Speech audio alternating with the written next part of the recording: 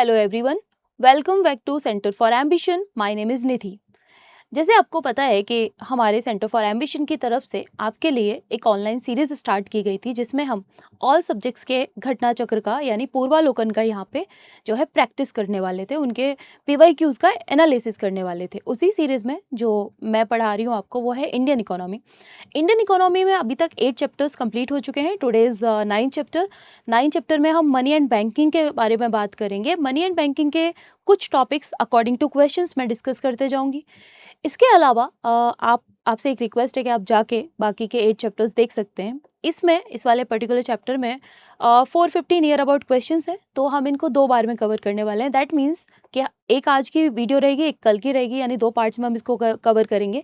और हमने कोशिश किया है कि मोस्टली रेलेवेंट क्वेश्चंस को यहाँ पे डिस्कस किया जाए, क्योंकि बहुत सारे क्वेश्चंस अगर आप देखेंगे घटना चक्र में रिपीटेशन है, तो रिपीटेशन को अवॉइड करना है, रेलेवेंट क्वेश्चंस को पढ़ना है, कॉन्सेप्ट को उसके साथ समझने की कोशिश करेंगे। जैसे मान लीजिए कि अगर कार पूछा जा रहा है, ठीक है, कैपिटल एडुकेसी रेशियो वो क्या होता है, कोर इन्फ्लेशन क्या होता है, हेडलाइन इन्फ्लेशन क्या होता है, तो पर्टिकुलर पूरा चैप्टर बहुत बड़ा है। हम चैप्टर के हिसाब से ना जाके हम क्या करेंगे कि जहाँ जहाँ क्वेश्चन आ रहा है वहीं पे उस टर्म के बारे में डिस्कस करते हुए चलेंगे। आपको अगर ये लिंक चाहिए, सॉरी ये पीडीएफ चाहिए, तो आप ये टेलीग्राम चैनल ज्वाइन कर सकते हैं। तो सबसे पहले क्वेश्चन की तरफ चलते हैं, और पहला क्वेश्चन अबाउट इनबिट्स। इनबिट्स का मतलब क्या होता है? तो देखो, अगर इनबिट्स की बात करेंगे तो इंफ्रास्ट्रक्चर इन्वेस्टमेंट ट्रस्ट, ठीक है। इस नाम से मुझे एक चीज समझ में आ रही है, पहले आप इनबिट्स समझो कि इनबिट्स है क्या। कि जो इंफ्रास्ट्रक्चर है, यानी कि जो इंफ्रास्ट्रक्चर से रिलेटेड चीजें हैं, उनके लिए एक ट्रस्ट बनाया जाता है। ट्रस्ट का मतलब हो गया कि ग्रुप ऑफ पीपल उसमें जो है कनेक्ट होंगे, ठीक है, ओके। अब वो ट्रस्ट क्या कर रहा होगा? वो ट्रस्ट बेसिकली कहीं ना कहीं से जो अमाउंट है, जो पैसा है, जो इंटरेस्ट है, वो ले रहा होगा, ठीक है। एक तरीके से अगर इसको आप कंपेयर करें, it just like a mutual funds, ठीक है। ये म्यूचुअल फंड्स की तरह होता है। म्यूचुअल फंड्स में क्या होता है, थोड़ा थोड़ा अमाउंट्स आप डालते हुए जाते हैं, और एक समय के बाद आपका जब म्यूचुअल फंड्स अपना जो है पूरा हो जाता है, कंप्लीट हो जाता है उसका टाइम ड्यूरेशन, तो आपको उस पर अमाउंट जो है रिसीव हो जाता है विद इंटरेस्ट। तो ये उसी बेसिस पे कहना चाह रहा है कि इस पे जो जमा राशि है, उससे होने वाली ब्याज, यानी कि उस पे मिलने वाली जो इंटरेस्ट है, वो जो है जो डिविडेंड आएगा, बेसिकली वो बांट दिया जाता है लोगों में आपस में, और उस पे जो है कोई टैक्स नहीं लगता, ठीक है। तो ये जो कह रहा है कि ये जो डिविडेंड है, बट उसका डिविडेंड क्या है, टैक्सेबल होता है। यहीं पे ये जो स्टेटमेंट है पहला, वो गलत हो जाता है, क्योंकि जो डिविडेंड है वो टैक्सेबल नहीं होता। डिविडेंड टैक्सेबल नहीं होता, उससे होने वाला जो प्रॉफिट है सिर्फ वही होता है टैक्सेबल। बाकी डिविडेंड को हम एज अ टैक्स स्लैब में नहीं रखा गया, तो पहला स्टेटमेंट गलत हो जाता है। दूसरा कह रहा है कि इन्वेस्ट्स जो है वो securitisation and reconstruction of financial assets and enforcement of security interest act 2002, यानी सरफेसी आपने पढ़ा होगा, सरफेसी एक्ट, ठीक है। सरफेसी एक्ट आरबीआई लेके आई थी 2002 में। ये 2002 में लाया गया था। बेसिकली क्या हो रहा है कि देखोगे आप, हमारे जो पब्लिक सेक्टर के बैंक्स हैं उन पे एनपीए का प्रॉब्लम सबसे ज़्यादा होता है, नॉन परफॉर्मिंग एसेट्स, मतलब कि लोग पैसा लेने के बाद उसको चुकता नहीं कर रहे। अगर हम सिंपल भाषा में बात करें कि पैसे तो ले लेते हैं, इंटरेस्ट तो ले लेते हैं, लेकिन पे नहीं करते। तो इन सारी चीज़ों से बचने के लिए, और जो बड़े बड़े अमाउंट, करोड़ में जो अमाउंट्स होते हैं, उनको डील करने के लिए आरबीआई ने एक संस्था बनाई जिसका नाम था सरफेसी। इसको सरफेसी एक्ट 2002 के अंडर इसको सेटअप किया गया था। तो जो इनबिट्स है ना, उसमें जो बोरोअर्स हैं वो भी इसके अंदर आते हैं, क्योंकि यहाँ पे भी जो लेन देन होता है वो करोड़ों में होता है, ठीक है, यानी बहुत लार्ज अमाउंट होता है। तो इसीलिए सेकंड स्टेटमेंट करेक्ट है, और बाकी का जो फर्स्ट स्टेटमेंट है वो रॉन्ग है। तो सबसे पहले इसका आपका आंसर हो जाएगा डी, ठीक है। आगे चलते हैं। आगे बात कर रहा है कि what is the importance of the term interest coverage ratio of a firm in India. Interest coverage ratio की बात कर रहा है कि, तो बाकी के ऑप्शन पढ़ने से पहले जानते हैं कि इंटरेस्ट कवरेज रेशियो होता क्या है, ठीक है। इंटरेस्ट कवरेज रेशियो जो है वो किसी भी फर्म का या किसी भी कंपनी का, मान लीजिए आप ही की कोई कंपनी है, ठीक है, कोई कंपनी ए है, ठीक है। ऑब्वियस ही बात है कि कोई कंपनी अगर काम कर रही है, कोई कंपनी के अगर फंक्शंस चल रहे हैं, ठीक है, चाहे छोटी से छोटी फैक्ट्री हो, चाहे बड़ी से बड़ी कंपनी हो, तो इनको कुछ तो अमाउंट लगता है, ये डेट लेते हैं, यानी कि इनको डेट लेना पड़ता है। अब ये जो डेट मिलता है बिना इंटरेस्ट के तो मिलेगा नहीं, यानी कि इस डेट पे इनको कुछ इंटरेस्ट पे करना पड़ता है, ठीक है। अब देखो, एक जैसे सिंपली एक बोला जाता है कि आपको बैंक उतना ही लोन देते हैं जितना आपकी कैपेसिटी है, बराबर? जितनी कैपेसिटी आपकी है उसी हिसाब से आपको डेट मिलता है, उसी हिसाब से आपकी इंटरेस्ट लगती है। अब ये देखा जाता है कि आपके जो एसेट हैं, यानी आपके पास जो पैसा है या जो आपकी संपत्ति है, वो क्या इतनी है कि आप जो डेट ले रहे हो उसको पूरा कर पाए। कल को आपने अगर जो डेट है, जो आपने कर्जा लिया, वो आप भुगतान नहीं कर पाए, तो कंपनी तो जो बैंक है वो तो घाटे में चली जाएगी। रिसेंटली ऐसे बहुत सारे केसेस हुए, पीएनबी का केस हुआ, हमने देखा। तो इन सारी चीज़ों से बचने के लिए एक टर्म बनाया गया, वो था interest coverage ratio. Interest coverage ratio का मतलब यही होता है कि आपने जो इंटरेस्ट लिया उसको कवर करने में आपके पास कितनी लायबिलिटीज हैं, कितना आप उसको चुकता कर सकते हैं। और याद रखिएगा कि इंटरेस्ट कवरेज रेशियो जितना ज़्यादा होगा, यानी जितना ज़्यादा होगा उतना ही किसी कंपनी के लिए अच्छा होता है, ठीक है? जितना ज़्यादा इंटरेस्ट कवरेज रेशियो उतना उस कंपनी की जो रेपुटेशन है वो बहुत अच्छी है मार्केट में, यानी कि वो जितना उधार लेती है उतना चुकता कर देती है, ऐसे समझिए इसको, ठीक है? अब इसी बेसिस पे आपको क्वेश्चन कर समझना है। पहला कह रहा है कि it helps in understanding the present risk of a firm that a bank is going to give loan to. कहने का मतलब ये बैंक को ये समझने में हेल्प करता है कि अगर हमने इसको इंटरेस्ट दिया, यानी इसको सॉरी हमने कर्जा दिया, तो ये कब तक चुकता करेगा, या चुकता कर भी पाएगा या नहीं कर पाएगा। तो इसीलिए ये क्या है, एक तरीके से एक स्टेप हो जाता है, एक वेपन हो जाता है ये समझने के लिए ये कंपनी कितना हद तक अपना जो इंटरेस्ट लिया है, जो लोन लिया है, उसको चुकता कर पाएगी। यह उस फर्म के उभरते जोखिम का आकलन करने में मदद करता है, जैसे बैंक लोन लेने जा रहा है। ऑब्वियस सी बात है, आपके बारे में पता चलेगा कि आप पुराना आपका रिकॉर्ड देखा जाएगा कि आप कितना अच्छा कर पा रहे, उसी बेसिस पे चीजें की जाती हैं, ठीक है? तीसरा कह रहा है कि उधार लेने वाली फर्म जो है उसका इंटरेस्ट कवरेज रेशियो जितना अधिक होता है उसकी कर चुकाने की क्षमता उतनी ही खराब होती है। नहीं, मैंने अभी क्या बताया आपको कि जितना इंटरेस्ट कवरेज रेशियो ज्यादा होगा, यानी जितना ज्यादा होगा, ये जो वर्ड्स नहीं होगी ये उतनी अच्छी होगी, गुड। वी कैन से कि अगर उसका आईसीआर ज्यादा है, दैट मीन्स कि उसकी जो पावर है, जो डेट चुकता करने की पावर है, वो बहुत अच्छी है, ठीक है? तो third statement is wrong, so answer हो जाएगा ए, 1 एंड 2। आगे चलते हैं। बेसिकली आगे वाला क्वेश्चन बैंक्रप्सी एंड इंसॉल्वेंसी के बारे में बता रखा है, ठीक है? एक होता है, अगर हिंदी में बात करें, बैंक्रप्सी का मतलब हो जाता है दिवालिया घोषित हो जाना, और इंसॉल्वेंसी का मतलब होता है कि अभी आप दिवालियापन की स्थिति में आए हो, ठीक है? तो बेसिकली आप इंसॉल्वेंसी और बैंक्रप्सी का पहले मतलब समझ लो। अगर आप मतलब समझ जाओगे तो ये क्वेश्चन ना चुटकियों में हो जाएगा। तो हाँ, ये बीपीएससी वाले ध्यान दीजिएगा कि उनके लिए काफ़ी इंपॉर्टेंट है, क्योंकि क्वेश्चन रिपीटेशन पता ही है आपको। अगर हम बैंक्रप्सी की बात करते हैं तो देखो सिंपल सी बात है, इंसॉल्वेंसी एंड बैंक्रप्सी। इंसॉल्वेंसी सबसे पहला स्टेप होता है इसमें, इंसॉल्वेंसी यानी कि अभी आप क्या हुआ, मान लीजिए आपने 1000 रुपए का लोन लिया, जस्ट फॉर एग्जाम्पल किसी ने 1000 रुपए का लोन लिया, ठीक है? उसके एसेट्स की वैल्यूएशन की गई, बहुत सारी चीज़ें देखी गई।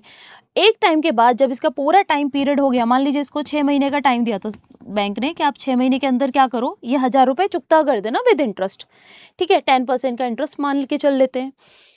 अब 6 महीने बीत जाने के बाद ये जो आदमी है ए, ये बैंक के पास जाता है, बोलता है कि मैं चुकता नहीं कर पाऊंगा, यानी कि I can't pay the debt. अब बैंक बोलेगी आप डेट पे नहीं कर पाओगे, कोई बात नहीं, हम देखते हैं आपकी जो वैल्यूएशन है, आपकी जो एसेट है वो कितने, क्या वो 1000 रुपए तक पहुंच रहे हैं?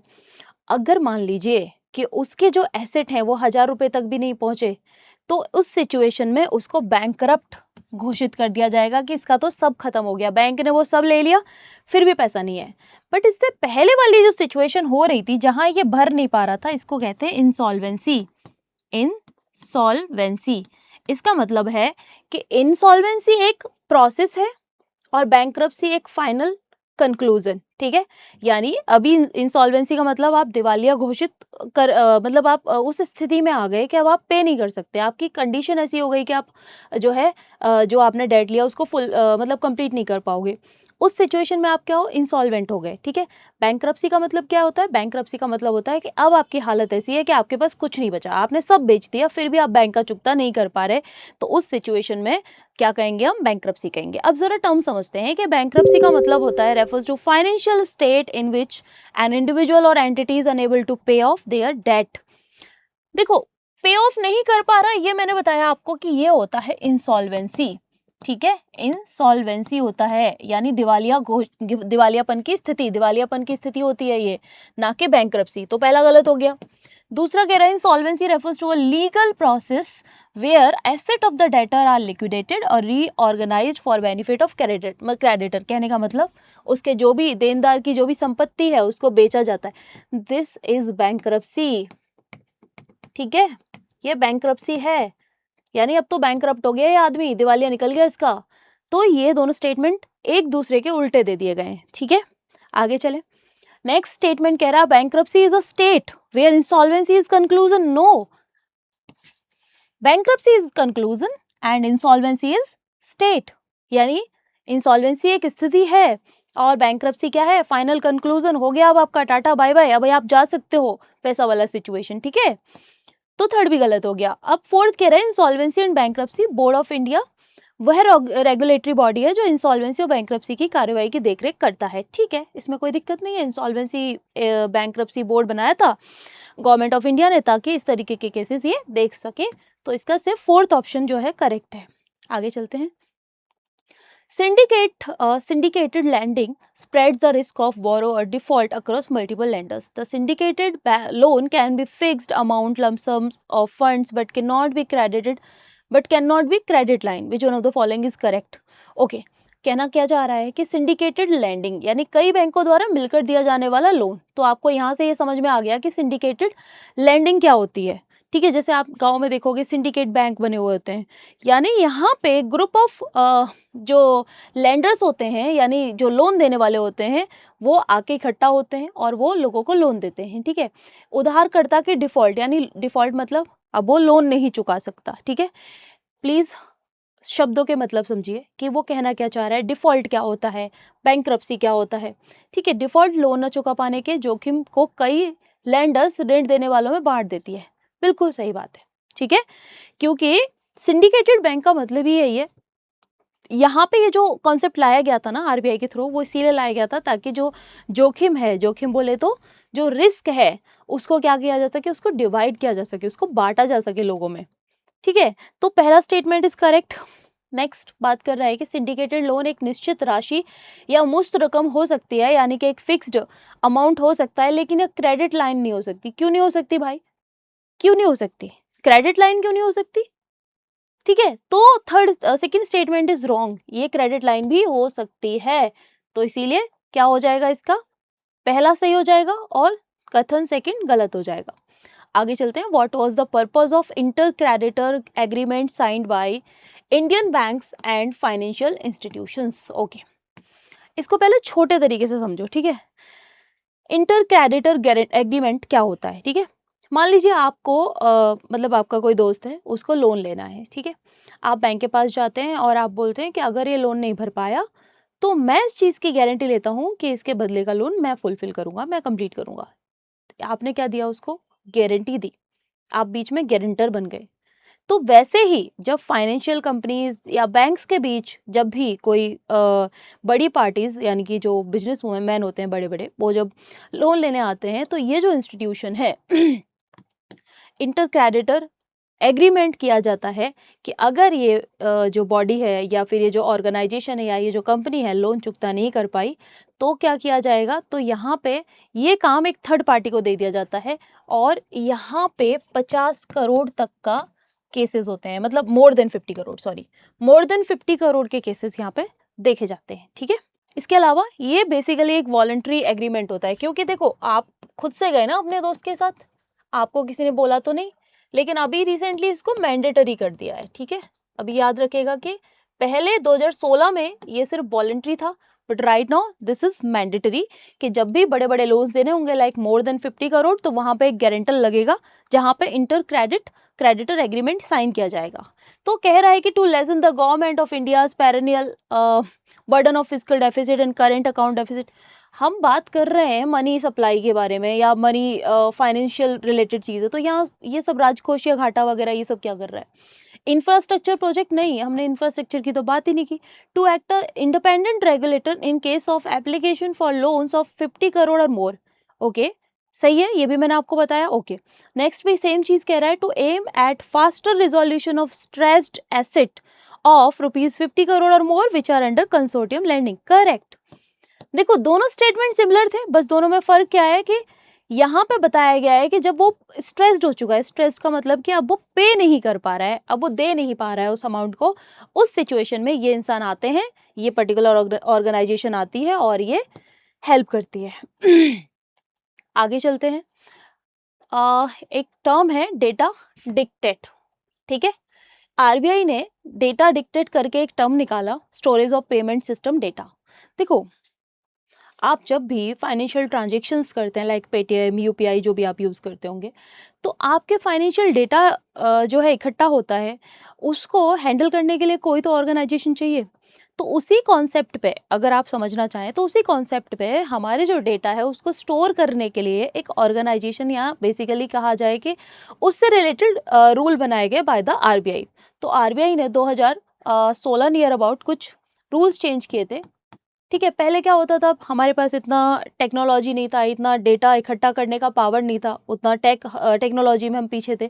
तो हम क्या करते थे, बाहर की कंपनीज को ये ठेका या टेंडर दे देते थे कि आप लीजिए, आप एक तरीके से हमारे डेटा को जो है हैंडल करिए।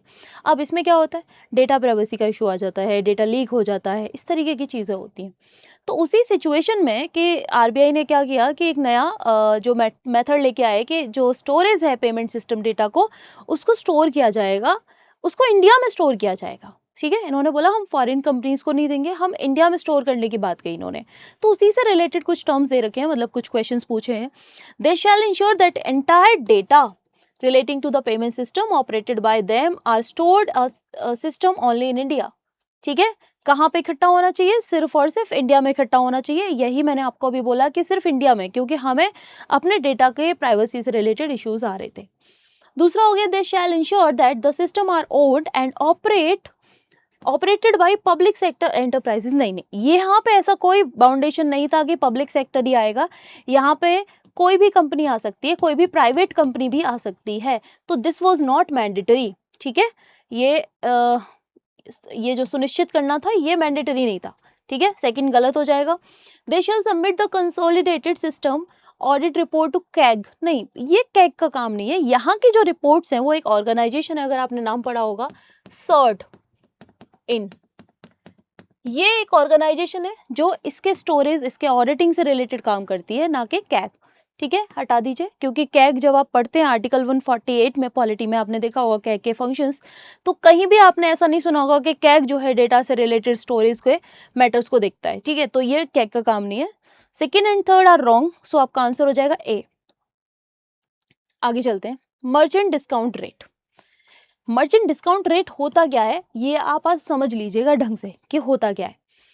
मान लीजिए आप कपड़े की दुकान पे गए या फिर आपने पेट्रोल डलवाया, ऐसा कोई भी काम आपने किया और आपने अपना क्रेडिट कार्ड निकाला, उससे पेमेंट किया। ठीक है, वहाँ एक मशीन लगी हुई होती है, पॉइंट ऑफ सेल जिसे कहते हैं। पॉइंट ऑफ सेल पे आपने टैप किया, या आपने जो है टैप करने वाला है, या फिर आपको पासवर्ड डालना पड़ा, जैसे भी आपका डेबिट कार्ड हो, उस अकॉर्डिंग आपने वहाँ पे पेमेंट किया। आपको पता है कि उस पर फीस लगती है। ये फीस अभी रिसेंटली इसको लेके रूल्स चेंज हुए हैं, और जिसमें अभी फाइनल कंक्लूजन नहीं आया, जैसे आएगा हम उस बारे में भी डिस्कस करेंगे। बट अभी रिसेंटली क्या केसेस है कि ये जो फी लगती है ना, ये जो फीस लगती है, ये किसको देनी पड़ रही है, जो उस मशीन को ऑपरेट कर रहा है। कौन, जैसे कि पेट्रोलियम सेंटर्स जो हैं, वो अगर वो मशीन रख रहे हैं तो वो लोग पे करेंगे, या फिर अगर एक मर्चेंट जो कि क्लोथिंग कंपनी जो है या क्लोथिंग शॉप जो है, आप अगर वहाँ जाते हैं तो उसको पे करना पड़ता है। ये कस्टमर को पे नहीं करना पड़ता, ये मर्चेंट, क्योंकि जैसे आप नाम देख रहे हैं मर्चेंट, ये मर्चेंट को देना पड़ता है। क्यों देना पड़ता है, क्योंकि भाई आपके हम जो है बिजनेस लेके आ रहे हैं, हम जो ऑनलाइन जो ट्रांजेक्शन है उसको इंक्रीज करने में आपकी हेल्प कर रहे हैं। तो ये जो फी है ना, ये बढ़ जाती है किसके पास, वो जो मशीन प्रोवाइड किया उस कंपनी के पास, और जो बैंक है, जिस बैंक का डेबिट कार्ड है उस बैंक के पास। अब आप बोलेंगे कि इसमें कंज्यूमर जो है वो क्या पे करता है।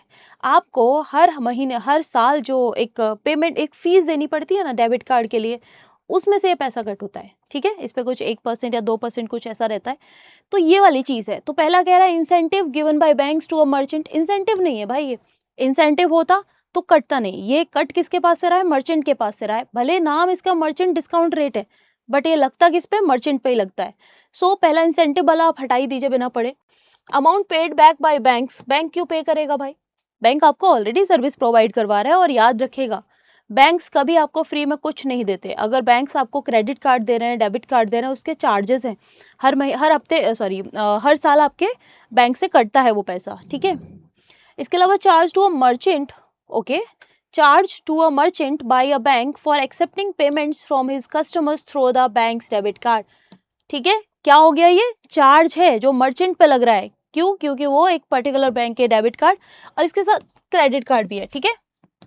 अगर क्वेश्चन में पूछा जाए क्रेडिट कार्ड आएगा क्या? यस, क्रेडिट कार्ड पे, डेबिट कार्ड पे आप जो भी पेमेंट कर रहे हो मर्चेंट को वो देना पड़ता है, ओके।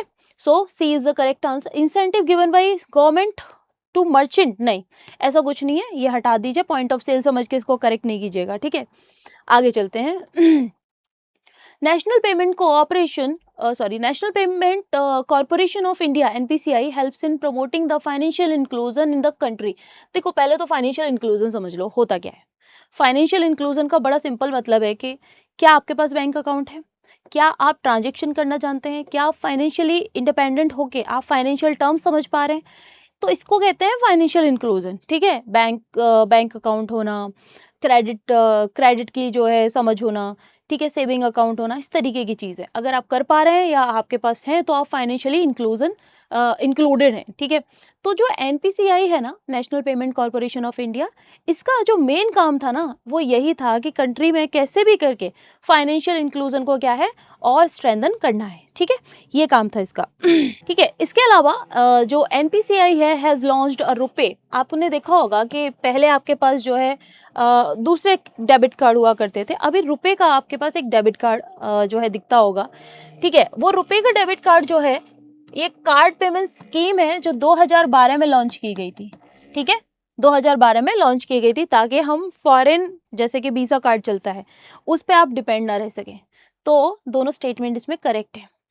अब बात कर रहा है यूपीआई की कि कौन कौन से ऐसे कंट्रीज हैं जहां पे इंडिया का यूपीआई एक्सेप्ट किया जाता है, ठीक है। अभी तक फिलहाल 8 ऐसे कंट्रीज हैं जहां पे इंडिया का यूपीआई एक्सेप्ट किया जाता है, ठीक है। 8 कंट्रीज की बात करें, पहले इस क्वेश्चन की बात करते हैं। 2025 में पूछा गया है और रिसेंट का डेटा कहता है कि 8 कंट्रीज ऐसे हैं जहां पे क्या है, यूपीआई चलता है। पहला है यूएई, करेक्ट है। दूसरा है फ्रांस, करेक्ट है। तीसरा है सिंगापुर। जर्मनी नहीं, बांग्लादेश नहीं, बांग्लादेश के साथ बात चल रही थी बट बांग्लादेश ने मना कर दिया, ठीक है। अभी तो शेख हसीना वाला मैटर भी चल रहा है, तो इस तरीके से अभी सिचुएशन बांग्लादेश के साथ ठीक है नहीं हमारी, तो ये दोनों को आप हटा सकते हो। इसके हिसाब से आपका आंसर होना चाहिए ओनली 3। बट इसके अलावा और कौन सा है? नेपाल है, नेपाल, भूटान, ठीक है, मॉरिशस,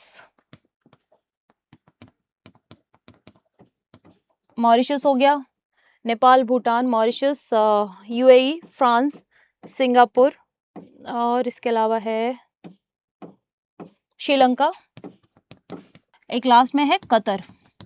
ये 8 कंट्रीज हैं फिलहाल में जो यूपीआई एक्सेप्ट करते हैं, ठीक है। कौन कौन से हैं? कतर हो गया, नेपाल हो गया, भूटान हो गया, मॉरिशस हो गया, श्रीलंका हो गया, फ्रांस और यूएई एंड सिंगापुर। आगे चलते हैं। आरटीजीएस और नेफ्ट के बारे में बात कर रहे हैं।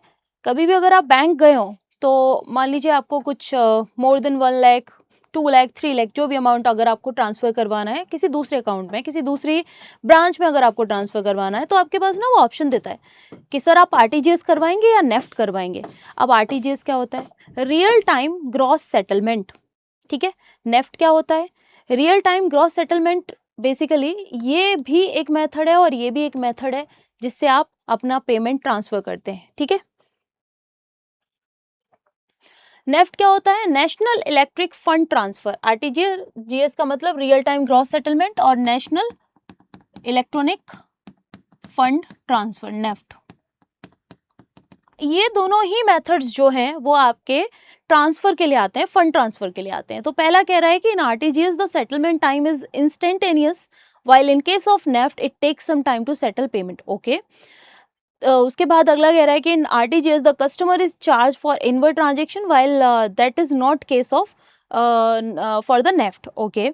ऑपरेटिंग आवर्स जो होते हैं आरटीजीएस में are restricted on certain days while there is not true for NEFT. देखो, एक एक से बात करें कि आरटीजीएस में सेटलमेंट का समय तत्काल होता है, ये बात बिल्कुल सही है।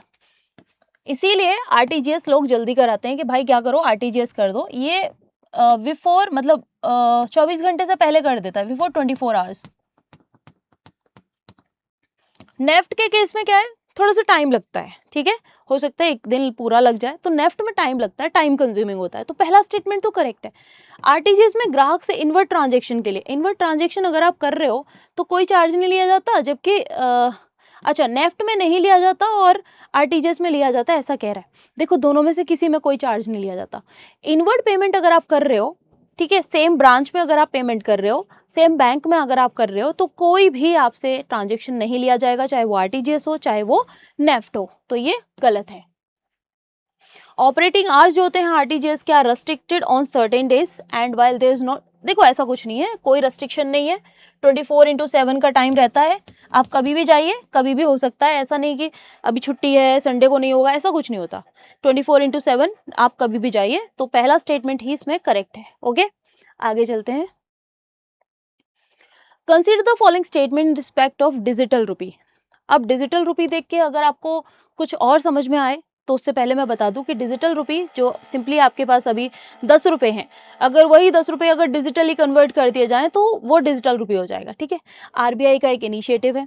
आरबीआई क्या चाहता है कि भारतीय रिजर्व बैंक द्वारा अपनी मौद्रिक नीति यानी मॉनेटरी पॉलिसी को अच्छा करने के लिए ये एक संप्रभु मुद्रा है। संप्रभु का मतलब होता है कि सोवरेन करेंसी है, यानी इस पे किसी और का अधिकार नहीं है, फ्री है। फ्री का मतलब होता है कि ये एक जो है जो लैंडिंग एक्टिविटीज़ हैं उसमें हम यूज़ करेंगे इसको, यानी कि हर इंसान इसको लेने के लिए बाध्य होगा, यानी उसके पास मैंडेटरी होगा कि वो इसको एक्सेप्ट करे। इसके अलावा it appears as a liability on the RBI's balance sheet, ठीक है, मतलब सॉरी, आरबीआई के बैलेंस शीट में एक लायबिलिटी के रूप में दिखाई देती है। Okay, it is insured against inflation by its very design. Okay, it is freely convertible against commercial bank money and cash. देखो पहले तो इस स्टेटमेंट के बारे में बात करते हैं कि कॉमर्शियल बैंक के पैसे और नगद में आसानी से बदले जा सकते हैं। सही बात है।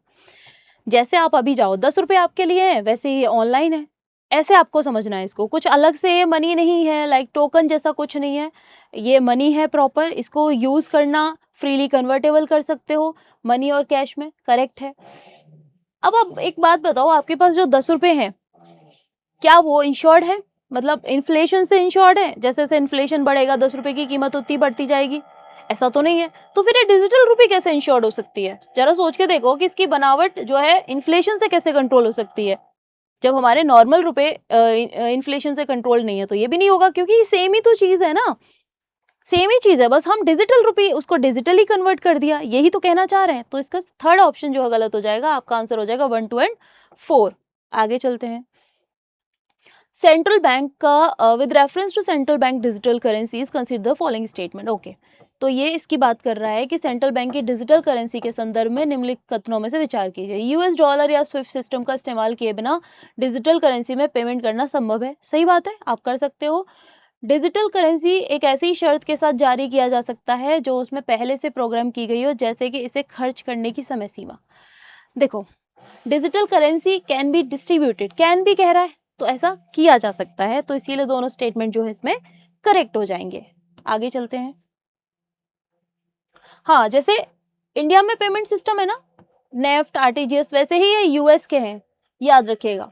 आगे बात करते हैं बिटकॉइंस के बारे में। बिटकॉइंस 2009 में सबसे पहले आया था और अभी बिटकॉइंस का कीमत इस समय लाखों में पहुंच चुका है, ठीक है। तो अभी बिटकॉइन की बात करें, ये क्रिप्टो करेंसी का पार्ट है, याद रखिएगा, ये क्रिप्टो करेंसी का पार्ट है। कोई भी वर्ल्ड की बैंक इनको कंट्रोल नहीं करती, ठीक है। रिमेंबर, कोई भी वर्ल्ड की बैंक, इवन नॉट आरबीआई, कोई भी वर्ल्ड की बैंक इनको कंट्रोल नहीं करती है, दे आर फ्री। और इसके अलावा बिटकॉइंस, जैसे अब स्टेटमेंट कह रहा है कि बिटकॉइंस को देशों के केंद्रीय बैंक नहीं किया जाता, बिल्कुल भी नहीं किया जाता, कोई भी बैंक इसको ट्रैक नहीं कर सकता। Anyone with bitcoin address can send and receive bitcoins from anyone else with a bitcoin address. सही बात है, अगर आपके पास बिटकॉइन का एड्रेस है तो आप क्या कर सकते हो, जो है एक दूसरे को बिटकॉइंस सेंड कर सकते हो। Online payments can be send without either side knowing the identity of the other. बिल्कुल सही, यहाँ पे आइडेंटिटी छुपी हुई होती है, कहने का मतलब एक दूसरे के बारे में आपको नहीं पता होता कि हम जिसको पेमेंट कर रहे हैं वो कौन है, कौन नहीं है, बस आपके पास एक कोड होता है, आपके पास एक एड्रेस होता है, आपको वो डालना होता है, जैसे ही वो उसकी परमिशन मिलती है वो क्लियर हो जाता है, ठीक है। Second and third will be your answer. आगे चलते हैं। Non fungible tokens. Non fungible tokens क्या होते हैं? नॉन फंजेबल टोकन्स ऐसे टोकन्स होते हैं जिनको एज अ मनी जो लीगैलिटी है वो नहीं होती, ठीक है, यानी आप इनको एज अ मनी की तरह यूज नहीं कर सकते। They enable the digital representation of physical asset. ये भौतिक संपत्तियों का डिजिटल रूप प्रस्तुत करते हैं। They are unique cryptographic tokens that exist on a blockchain. They can be traded और exchanged at equivalency and therefore can be used as a medium of commercial transaction. गलत कर दो ये स्टेटमेंट। पहली बात मैंने बोला कि ये नॉन फंजेबल टोकन्स होते हैं, डिजिटल रिप्रेजेंटेशन होता है फिजिकल एसेट्स का, ये बात सही है, ठीक है। जैसे बिटकॉइन हो गया। अब बिटकॉइन की कुछ कीमत है, मान लीजिए आपके पास एक बिटकॉइन है और मान लीजिए इस समय आई थिंक बिटकॉइन जो है कुछ 3 to 4 लाख के नियर अबाउट है, आई एम नॉट श्योर। तो आपको उतना अमाउंट जो है, आप वैल्यूएशन तो करेक्ट है ना, आप 3-4 लाख आप होल्ड कर रहे हो ना, तो ये सेम चीज है कि नॉन, बट बिटकॉइन का ट्रांजेक्शन, बिटकॉइन को तो कोई कंट्रोल नहीं कर रहा, तो सेम चीज है कि बिटकॉइन क्या है, एक नॉन फंजेबल टोकन है। लेकिन ये क्या है, enable the digital representation of physical asset. आपके 3 से 4 लाख रुपए मिलेंगे, मतलब मिलेंगे, ये कंफर्म है। उसके अलावा they are unique cryptographic tokens, बिल्कुल सही बात है, ब्लॉकचेन में एग्जिस्ट करते हैं। चेन्स बनी हुई होती है ब्लॉक्स की, जब तक ये एक यानी अगर एक जगह भी ये चेन जो है अटकती है तो आगे पेमेंट नहीं हो सकता, ठीक है। एक तरीके से बहुत ही इनसिक्योर मतलब सिक्योर्ड होते हैं। दूसरा कह रहा है इनको ट्रेड किया जा सकता है, नहीं किया जा सकता, इनको ट्रेडेड नहीं किया जा सकता, तो इसीलिए first and second will be your answer. अब बात कर रहा है कि ब्रॉड मनी, तो देखो M3 होगा ये ब्रॉड मनी। अब पहले बात करते हैं ब्रॉड मनी क्या होती है, क्योंकि ब्रॉड मनी जब पता होगी तभी आप ब्रॉड मनी का कॉन्सेप्ट समझ पाएंगे। तो आरबीआई ने मनी डिमांड को, मनी मार्केट को कुछ ऐसे बांटा, इन्होंने बोला कि M0 को हम कहते हैं नैरो मनी। नैरो मनी ये क्या होता है? ये होता है जो मनी सर्कुलेशन में है, जो करेंसी सर्कुलेशन में है, ठीक है, जो करेंसी सर्कुलेशन में है, यानी आपके पास, मेरे पास, हम सबके पास जो पैसा है जमा है उसकी बात नहीं कर रहे, जो हमारे पास हाथों में है, जिसे हम इंस्टेंट खर्च कर सकते हैं, उसकी बात कर रहे हैं, ठीक है। This is narrow money. M1 क्या होता है? M1 में आता है हमारा, आपके पास जो करेंसी सर्कुलेशन में है, ठीक है, करेंसी हो गई, प्लस आपके कुछ डिमांड डिपॉजिट्स होते हैं जो आप बैंक में जमा करते हैं, ठीक है, लाइक आपके कुछ सेविंग अकाउंट में पैसे होते हैं, आप डिमांड डिपॉजिट जमा करते हैं, तो वो जो डिमांड डिपॉजिट हैं आपके बैंक्स में, प्लस आरबीआई के पास जो डिपॉजिट्स होते हैं, अदर डिपॉजिट्स, ठीक है, आरबीआई के पास भी तो अपने कुछ पैसा इकट्ठ जमा होता है, वो सब आता है M1 में। Remember the M1। M2 क्या होता है? M2 में हम M1 को तो लेते ही लेते हैं, प्लस इसमें हम टर्म डिपॉजिट लेते हैं, ठीक है। टर्म डिपॉजिट मतलब लाइक बैंकों के पास जो आपके टीडी बने हुए होते हैं, पोस्ट ऑफिस के पास आपके जो टीडी बने हुए होते हैं, उनको लेते हैं यहाँ पे, ठीक है, टर्म डिपॉजिट। बट याद रखिएगा with in 1 year, long term नहीं, शॉर्ट टर्म वाले, ठीक है, शॉर्ट टर्म वाले जो टर्म डिपॉजिट होते हैं वो इसमें आ जाते हैं। उसके बाद आता है M3। M3 क्या होता है? इसको हम कहते हैं ब्रॉड मनी। क्या कहते हैं? ब्रॉड। ब्रॉड से ही आपको समझ में आ रहा है कि ब्रॉड मनी में सब कुछ आ जाएगा, जितने भी तरीके से आपका पैसा है, चाहे वो इसमें M2 तो इंक्लूड हो, M1 तो इंक्लूड होगा ही, प्लस इसमें टर्म डिपॉजिट आएंगे, ठीक है, प्लस आपके जो कैश ट्रांसफर्स हो रहे हैं वो सब आ जाएंगे, आपके जो बेसिकली लाइक किसान विकास पत्र आपने खरीदा है, इस तरीके के डिपॉजिट्स आपके आ जाएंगे। तो ओवरऑल लॉन्ग टर्म जितने भी आपके डिपॉजिट्स हैं वो सब इसमें आ जाते हैं। ये होती है आपकी ब्रॉड मनी। तो आपको हमेशा जब भी एक कॉन्सेप्ट, शायद एक क्वेश्चन आगे है, मनी मल्टीप्लायर। मनी मल्टीप्लायर, तो इसका मतलब क्या होता है? नाम से समझ में आ रहा है कि मनी को मल्टीप्लाई किया जा रहा है, मनी मल्टीप्लायर। इसका मतलब है जो आपके पास मान लीजिए 10 रुपए हैं, 10 रुपए को आगे आपने मल्टीप्लाई किया तो कितने हो गए? 20 हो गए। तो इस तरीके से मनी मल्टीप्लायर निकाला जाता है M3 अपॉन M0, यानी broad money divided by narrow money. ठीक है, यानी कि 10 रुपए थे आपके पास और आप सब कुछ जोड़ जाड़ के आपने सारे एसेट्स जोड़े, अपने टर्म डिपॉजिट, डिमांड डिपॉजिट सबको जोड़ा। आरबीआई के पास आपके कुछ थे, आपने किसान विकास पत्र ले रखे थे।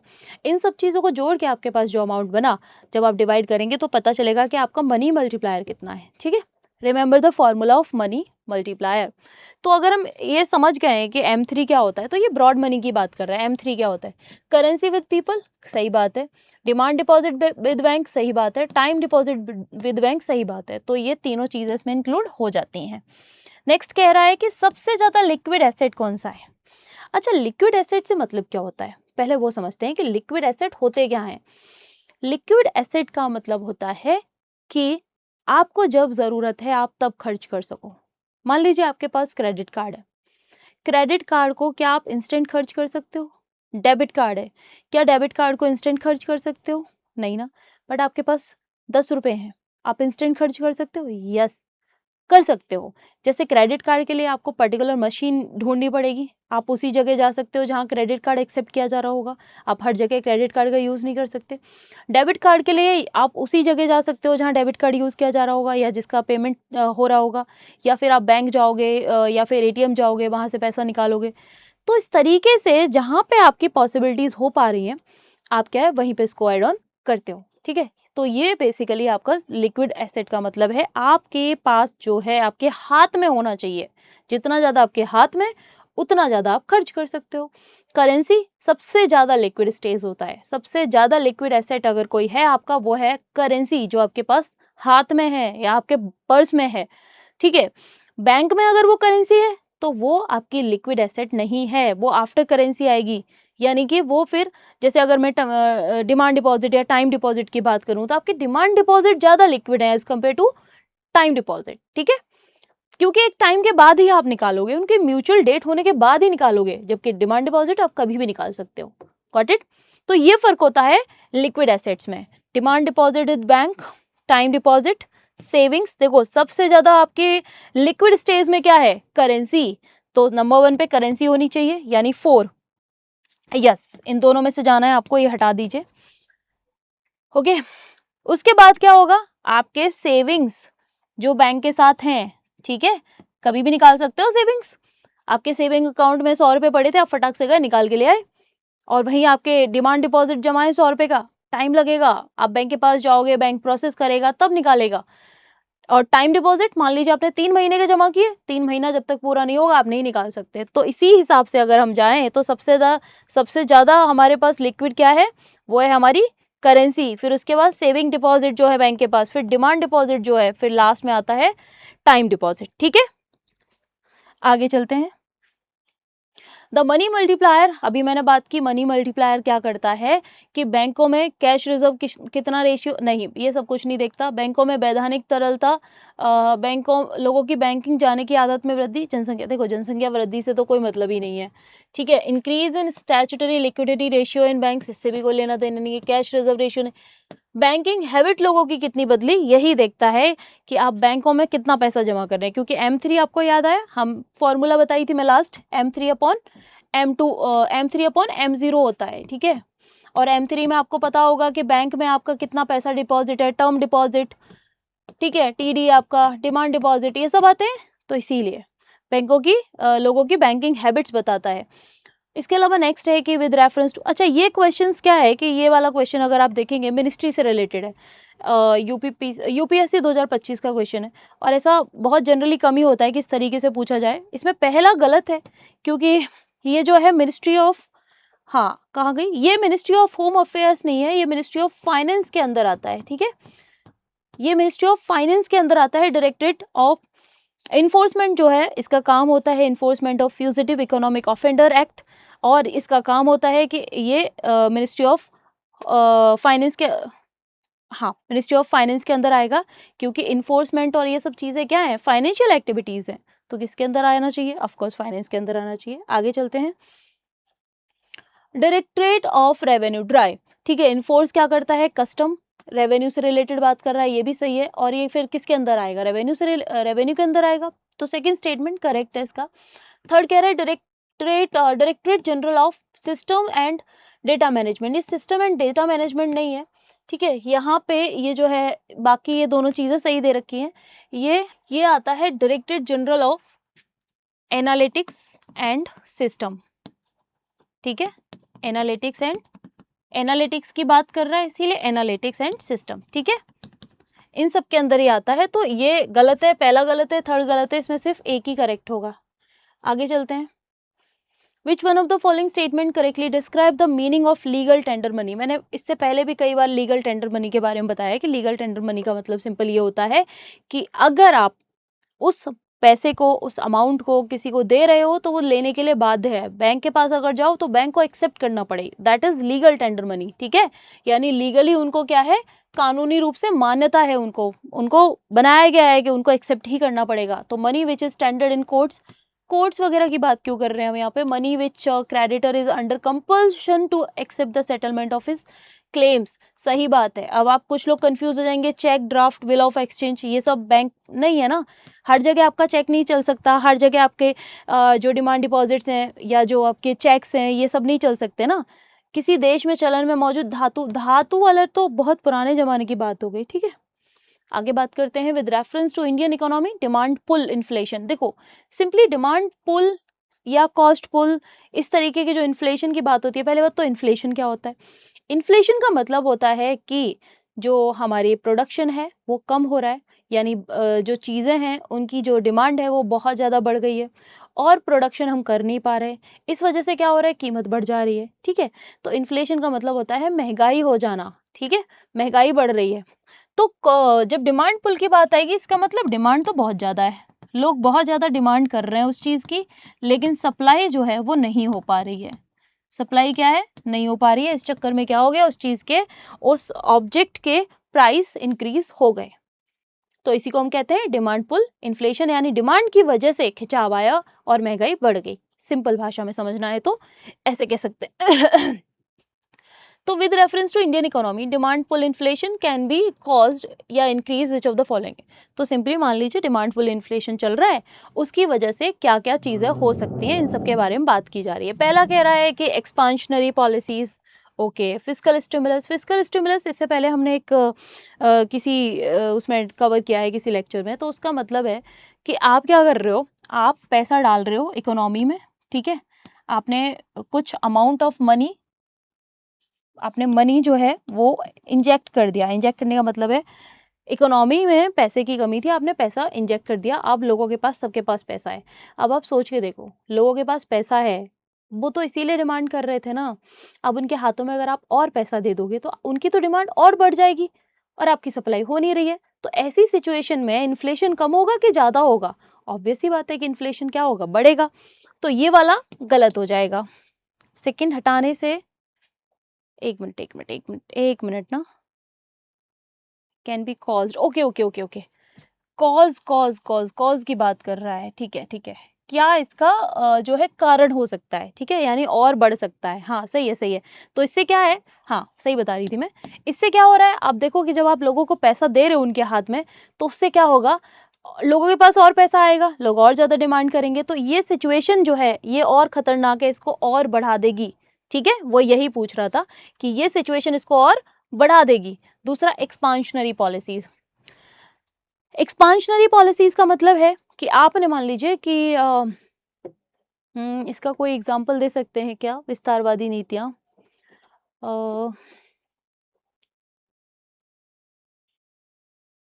हाँ, जैसे मान लीजिए कि आपने क्या किया, टैक्स जो है लोग, मतलब एक्सपांशनरी का मतलब ऐसे समझिए कि आप किसी भी तरीके से लोगों को और पैसे दे रहे हो, ठीक है?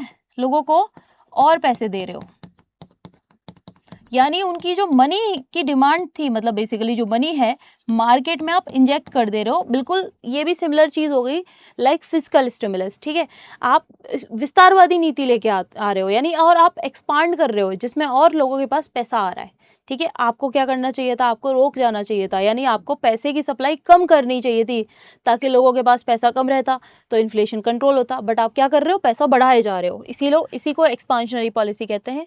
इन्फ्लेशन इंडेक्सिंग वेजेस, ये क्या होता है, इससे पहले भी आया था क्वेश्चन, यानी कि इन्फ्लेशन कवर है, ठीक है? इन्फ्लेशन कवर है, दैट मीन्स कि अगर इन्फ्लेशन बढ़ भी रहा है तो लोगों पे कोई असर नहीं होना चाहिए, यही तो मतलब हो गया। इन्फ्लेशन का मतलब हो गया कि अगर इन्फ्लेशन बढ़ रहा है, मान लीजिए 10 रुपए का इन्फ्लेशन बढ़ा, बट आपके पैसे क्या है, इन्फ्लेशन से सिक्योर्ड है, तो ऐसे इस सिचुएशन में क्या होगा, ये कंट्रोल होगा, ना कि इसका ये रीजन बनेगा। ठीक है, तो ये इसमें नहीं होना चाहिए।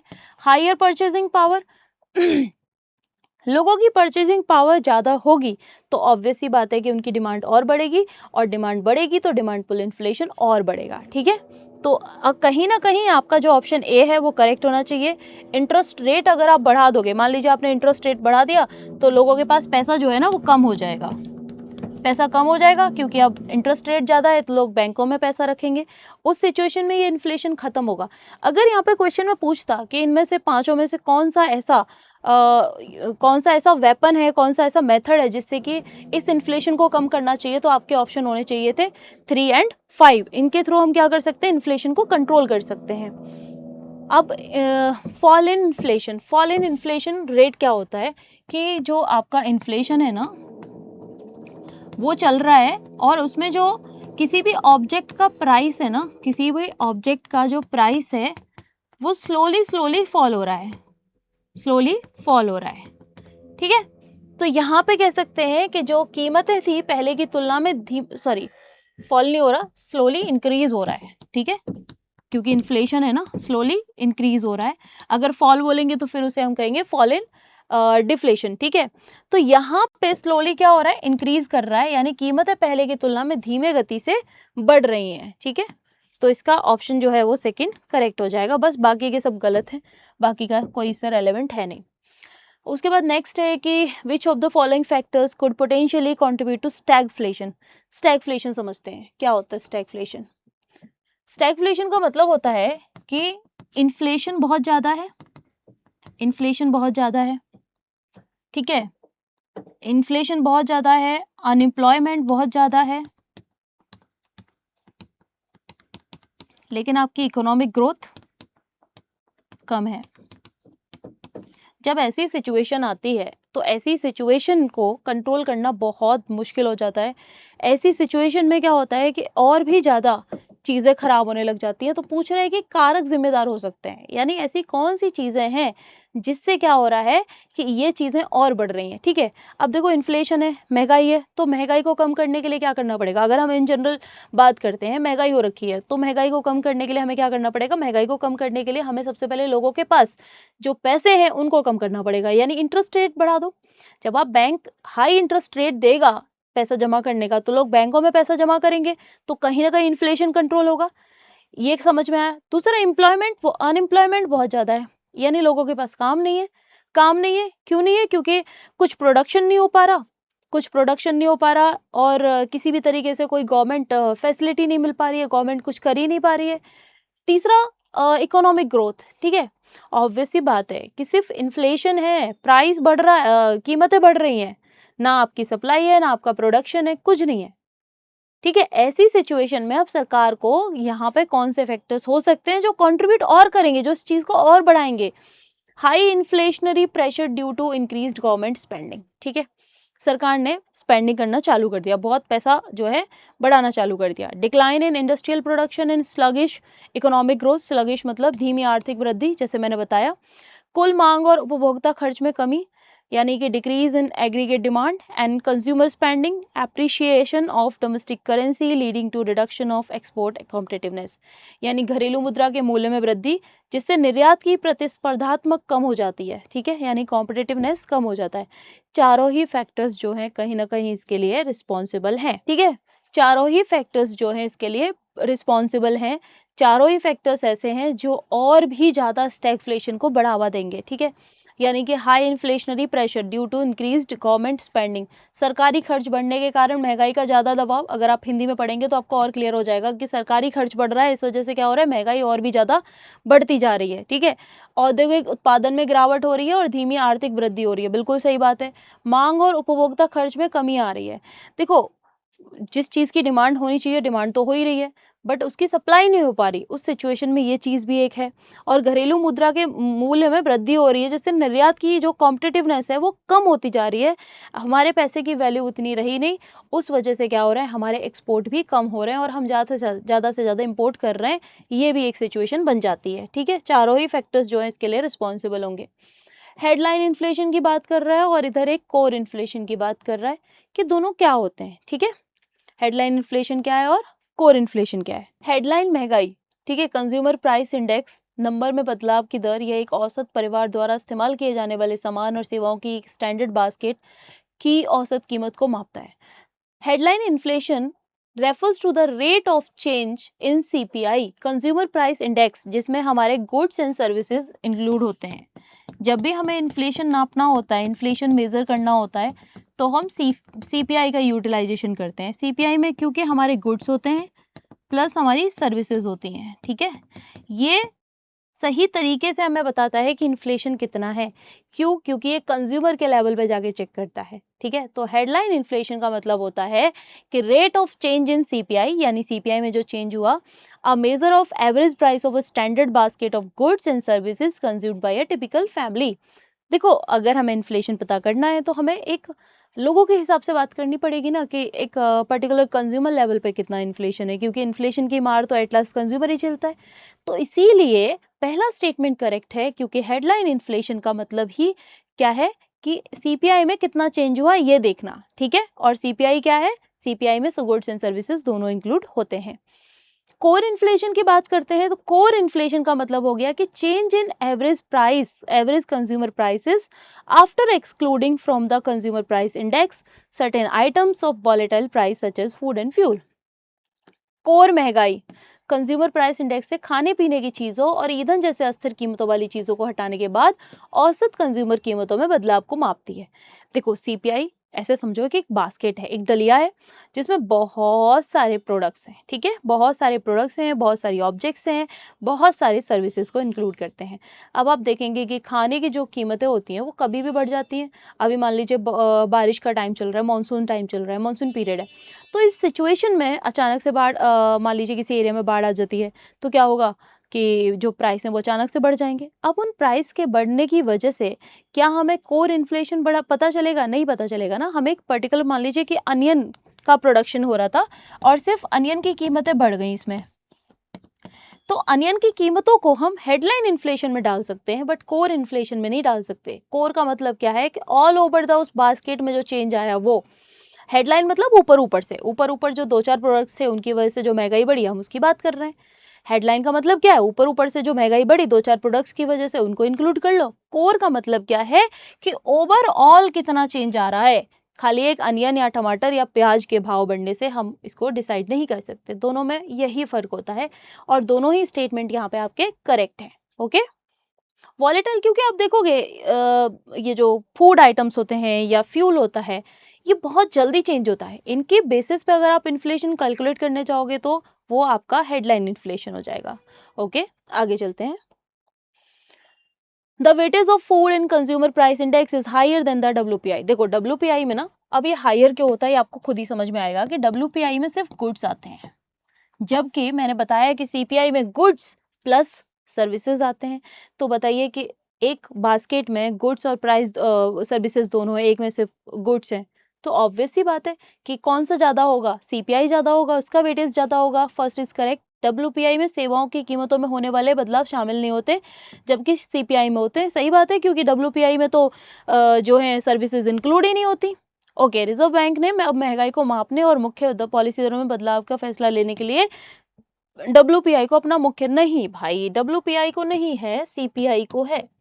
यानी कि अगर हमें इन्फ्लेशन निकालना होता है तो हम सीपीआई से कैलकुलेट करते हैं, क्योंकि वहीं से हमें एग्जैक्ट वैल्यू पता चलती है, ना कि हमें डब्ल्यूपीआई से। ठीक है, तो हमारा थर्ड रॉन्ग हो जाएगा, first and second are correct. आगे चलते हैं। प्रोड्यूसर प्राइस इंडेक्स, ये क्या काम करता है? उत्पादित वस्तुओं और सेवाओं की कीमतों में औसत कितना चेंज हुआ वो देखता है।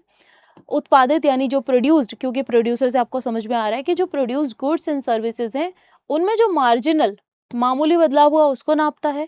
Total change in prices of produced goods and services, ठीक है, तो इसका मतलब ये हो गया कि ये उत्पादित वस्तुओं और सेवाओं की कीमतों में एवरेज कितना चेंज आ रहा है, एक एवरेज चेंज कितना आया, ये उसके बारे में बात करता है। आगे चलते हैं कि in the post pandemic recent past many central banks world wide had carried out interest rate hikes. महामारी के बाद के हाल के समय में दुनिया भर के कई केंद्रीय बैंकों ने ब्याज दरों में बढ़ोतरी कर दी। अच्छा, ब्याज दरों में बढ़ोतरी होती है तो क्या होता है? मान लीजिए कि अभी आपका एसबीआई में अकाउंट है, जस्ट फॉर एग्जांपल, और एसबीआई है वो पहले क्या है, 4% का इंटरेस्ट रेट देता था, ठीक है, आपके सेविंग अकाउंट पे 4% ब्याज देता था। अब महंगाई, अभी कोविड गया, कोविड के बाद ये जो स्टेटमेंट कहना चाह रहा है उसके हिसाब से ये कहना चाह रहा है कि अभी बैंक क्या कर रहा है, 8% देना शुरू कर दिया। आप बताओ कि कौन सी सिचुएशन में आप बैंक में पैसा रखोगे, 4% या 8%? ऑब्वियस ही बात है, जैसे ही बैंक के रेट बढ़ेंगे आपको लगेगा कि पैसा जमा कर देना ज़्यादा अच्छा है। क्यों? क्योंकि मुझे क्या मिलेगा, इंटरेस्ट मिलेगा, और वो भी ज़्यादा मिल रहा है। तो इस सिचुएशन में आप पैसा जो है एक तरीके से आपका ब्लॉक हो गया। और कोविड के बाद हमारी सिचुएशन कैसी थी, हम नेगेटिव ग्रोथ रेट थी हमारी। उस सिचुएशन में मार्केट में पैसा चाहिए या पैसे को ब्लॉक करना पड़ेगा, बताना जरा। मनी की रिक्वायरमेंट चाहिए या मनी को ब्लॉक कर दो? ऑब्वियस सी बात है कि मनी की रिक्वायरमेंट हमें अच्छी करनी पड़ेगी। सो फर्स्ट स्टेटमेंट रॉन्ग है कि ऐसा कर देना बहुत ही बेवकूफ़ी वाला काम था, या फिर अगर ऐसा करेंगे तो इससे क्या होगा कि बेवकूफ़ी वाली हरकत होगी ये। केंद्रीय बैंक आमतौर पर यह मानते हैं कि उनके पास मौद्रिक नीति के जरिए बढ़ती उपभोक्ता कीमतों को नियंत्रित करने की क्षमता है। सही बात है, central banks generally monetary policy से ही काम करते हैं, और अगर गवर्नमेंट काम करती है उसको फिस्कल पॉलिसी कहते हैं। Remember the difference between monetary policy and fiscal policy, ठीक है। सो इसका जो स्टेटमेंट है, एक मिनट ना, पहला इनकरेक्ट है और दूसरा करेक्ट है, ठीक है, यही इसका आंसर होगा। आगे चलते हैं। With reference to India consider the following nationalisation. अच्छा, ईयर्स के बाइज आपसे पूछा गया है, और आई थिंक ये यूपीपीसीएस रीसेंट 24 का क्वेश्चन है, तो इसीलिए लिया है कि आपको पता होना चाहिए। ऐसे बहुत सारे क्वेश्चन हैं, तो आप क्या करो, इंपॉर्टेंट चीज़ें लिख लो, उनके ईयर्स लिख लो, उसके हिसाब से इसको सॉल्व करो। जैसे कि नेशनलाइजेशन जो हुआ था बैंक्स का, वो 1969 में हुआ था। सबसे पहला नेशनलाइजेशन हुआ था, 14 बैंक्स को नेशनलाइज किया गया था। ओके, उसके बाद ये रीजनल रूरल बैंक्स जो हैं, एक मिनट ना, 3 ही ऑप्शन दे रखे हैं ना। एक मिनट, गलत क्वेश्चन पढ़ लिया मैंने। हाँ, क्वेश्चन ये कह रहा है कि इनमें से कौन-सा स्टेप लिया गया था फाइनेंशियल इंक्लूजन के लिए? तो देखो सारी चीज़ें ही हैं, क्योंकि बैंकों का नेशनलाइजेशन भी इसीलिए किया गया कि ज़्यादा से ज़्यादा जो पब्लिक सेक्टर के बैंक्स हैं वो डेवलप किए जाएँगे, तो लोगों के पास अपने बैंक अकाउंट्स होंगे। दूसरा हो गया रीजनल रूरल बैंक, ग्रामीण इलाकों के डेवलपमेंट के लिए बनाए गए। बैंक शाखाओं द्वारा गाँव को गोद लेना, ठीक है, अडॉप्शन ऑफ प्लेसेस, ये काम करती हैं बैंक्स। किसी पर्टिकुलर गाँव को जहाँ बहुत ज़्यादा गरीबी है उसको अडॉप्ट करती हैं, वहाँ पे डेवलपमेंट करती हैं। तीनों ही चीज़ें किसका पार्ट है? फाइनेंशियल इंक्लूजन का पार्ट है। आगे चलते हैं, क्रोनोलॉजिकल ऑर्डर, ये था वो क्वेश्चन जो पहले मैंने आपको बता दिया। ये क्वेश्चन है, इसमें नंबर ऑफ ईयर्स आपको पता हो, तो इसमें आपको पता होना चाहिए कि जो पहला चरण था ना, इसमें 14 बैंक्स को नेशनलाइज किया गया 1969 में, ठीक है। और आरआरबीज का फॉर्मेशन 1975 में हुआ है। नाबार्ड जो है वो 1980 में बना है, 1980 में बना है। और जो दूसरा वाला फेज था उसमें 1982 में सेकंड नेशनलाइजेशन किया गया। इस बेसिस पे अगर जाते हैं तो सबसे पहले फर्स्ट आना चाहिए, यानी कि ये वाला, और इसके बाद आना चाहिए सेकंड पे हमारा ये खत्म, ठीक है। सेकंड पे आना चाहिए हमारा ये आरआरबीज, ठीक है, सही है, आरआरबीज फॉर्म हुए, ये वाला ऑप्शन आपका हो जाएगा। एंड देन हमने सेकंड फेज के, ओके ओके, ये डेट थोड़ा मिसमैच हो गई है, ये 1980 में हुआ और ये 1982 में सेटअप हुआ है, याद रखिएगा। नाबार्ड 1982 में बना, आरआरबीज जो है 1975 में बने, और सेकंड नेशनलाइजेशन 1980 में हुआ। और इसके अलावा कुछ बचा है क्या? हाँ, और पहला हुआ 1969 में, तो पहला स्टेटमेंट आपका करेक्ट हो जाएगा। आगे चलते हैं, कैपिटल इन्फ्यूजन से रिलेटेड कुछ बात कर रहे हैं। हाँ, governance of public sector banking in India, consider the following statement. पिछले दशक में भारत सरकार द्वारा सार्वजनिक क्षेत्र के बैंकों में पूंजी डालने की प्रक्रिया लगातार बढ़ी है, यानी कि स्टीडीली इंक्रीज हुई है। Okay, to put the public sector banks in order, the merger of the associated banks with the parent State Bank of India has been affected, यानी सार्वजनिक क्षेत्र के बैंकों की व्यवस्था को ठीक करने के लिए सहयोगी बैंकों का उनकी मूल्य संस्था स्टेट बैंक ऑफ इंडिया में विलय किया गया है। ठीक है, तो देखो इसमें जो पहली बात कर रहा है कि पिछले दशक में भारत सरकार द्वारा देखो ये सब किया गया है, कैपिटल इन्फ्यूज किया जाता है, लेकिन स्टीडली यानी लगातार, जब ऐसे शब्द आए ना तो समझो कि स्टेटमेंट गलत ही होने वाला है कि लगातार जो ये प्रक्रिया है वो बढ़ रही है। ऐसा नहीं है ना, बीच में कोविड भी तो आया, बीच में, अच्छा ये क्वेश्चन बिफोर कोविड था, बट बीच में और भी तो चीजें हुए, लगातार कैसे बढ़ा सकते हैं आप? ठीक है, कोई चीज लगातार नहीं की जा सकती, आज आप 1 रुपए, फिर 2 रुपए, फिर 4 रुपए, फिर 10 रुपए, ऐसा नहीं हो सकता। तो पहला स्टेटमेंट गलत है, सेकेंड ऑप्शन करेक्ट है, तो आपका जो है सेकेंड सही हो जाएगा। क्योंकि आपको पता होगा बहुत सारी बैंक्स को जब ये एक तरीके से क्या कह सकते हैं इसको, पेरेंट स्टेट में जब मर्जर किया गया तो उनका स्टेट बैंक ऑफ इंडिया के नाम से ही किया गया था। ठीक है, बीबीबी, ठीक है, इसके बारे में बात करें 2016 में बनाया गया था, बट अभी 2022 में इसको चेंज करके FSI बना दिया गया है, financial securitisation financial saving institution banks. ठीक है, फाइनेंशियल सेविंग इंस्टीट्यूशन ब्यूरो, इस तरीके से ये है, 2022 में इसको चेंज कर दिया गया। अच्छा, इसका काम क्या था अब आप ये याद रखिए। ठीक है, कि ये क्वेश्चन भी इसीलिए पूछा गया क्योंकि चेंज किया गया था।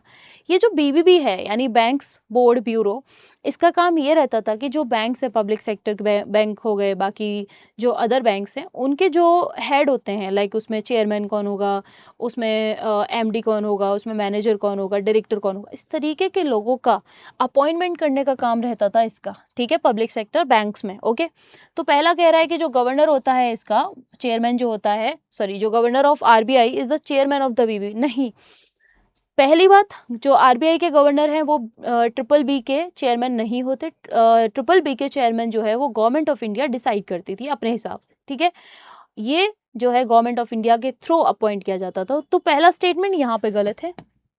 बाकी इसके जो रिकमेंडेशन होते थे वो सिलेक्शन करता था head of the public sector banks. BBB help करता है पब्लिक सेक्टर बैंक्स को in developing strategies and capital rising plan.